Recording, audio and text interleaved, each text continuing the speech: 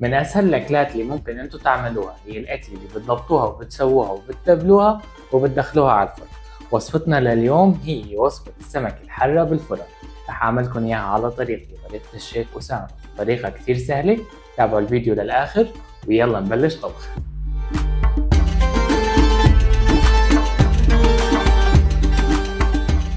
رح سوي اول شي تتبيلة رح انقع فيها السمكات ودخلهم فيها على الفرن. بدي عصير ليمونة حامضة،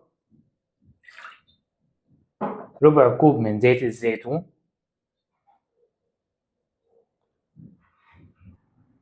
ملعقة صغيرة كمون، نصف ملعقة صغيرة بابريكا حلوة، وملعقة صغيرة من الكزبرة اليابسة، ملح وفلفل حسب الرغبة، ونصف ملعقة صغيرة أوريجانو أو زعتر بري.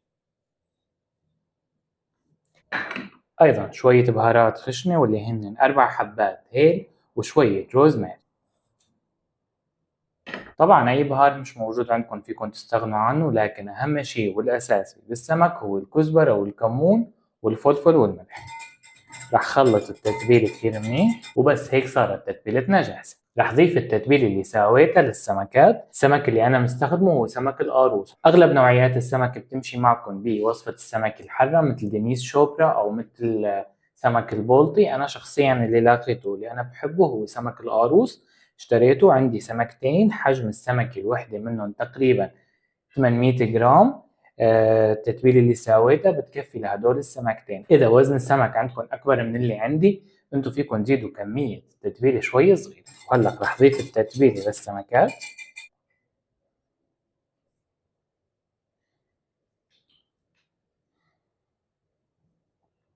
كل ما زادت التتبيلة كل ما كان أحسن. رح دلك السمكات بالتتبيلة.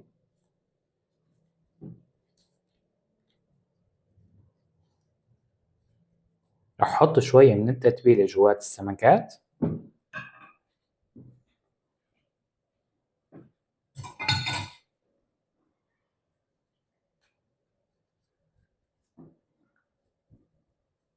رح أحط جوات كل سمكة شريحتين من الليمون الحامض.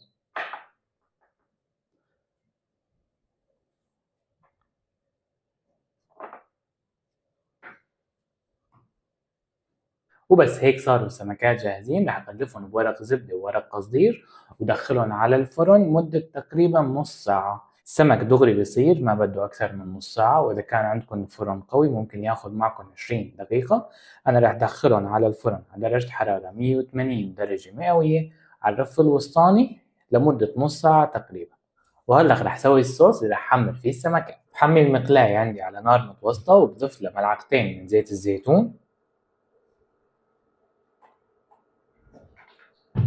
وهلأ بس حمي عندي الزيت بنزل ببصلة حجم متوسط مقطع لمكعبات صغيرة.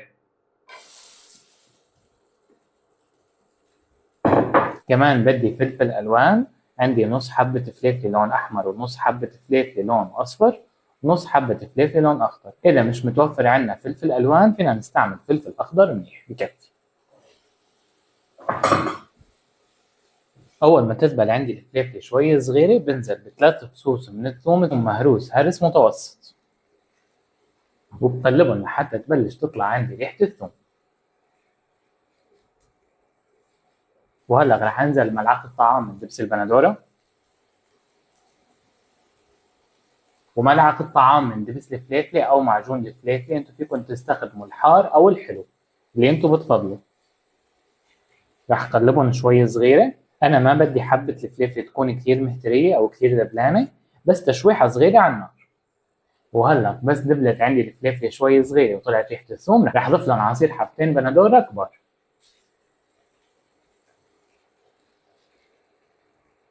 رح اقلبهم مثل ما انتو شايفين.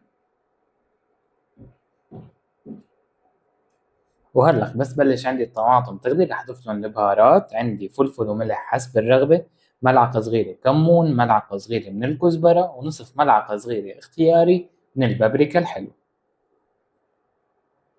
خلط المكونات مع البهارات كتير منيح.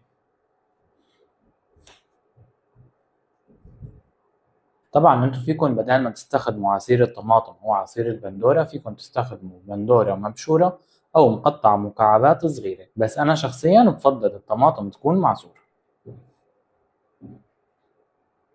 بس صاروا يغلوا معي مثل ما انتم شايفين، رح نوصل النار تحتهم واتركهم يتسبكوا 5 ل 7 دقائق مش أكثر. وهلق بس استوى عندي الصوص وشلت السمكات من الفرن، أخذوا معي بالضبط 25 دقيقة. درجة الحرارة كانت عندي 180 درجة مئوية. حطيتهم على الرف الوسطاني مثل ما قلت لكم، شلت ورقة القصدير وورقة الزبدة ورح ضفت لهم صوص اللي سويته قبل شوي.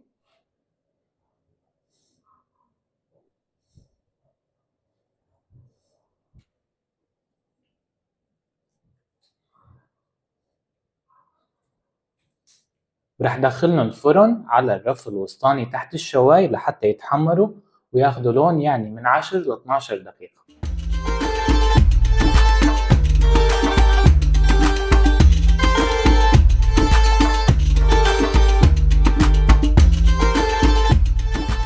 وهلق بعد ما تحمرت معي واخذت لون بالفرن تحت الشواي، شلتها أخذت معي تقريبا 10 دقائق ل 12 دقيقة وصارت معي بهالشكل.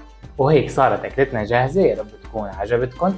لا تنسوا تحطوا لي لايك وتعملوا لي سبسكرايب وتفعلوا زر الجرس. ورمضان كريم.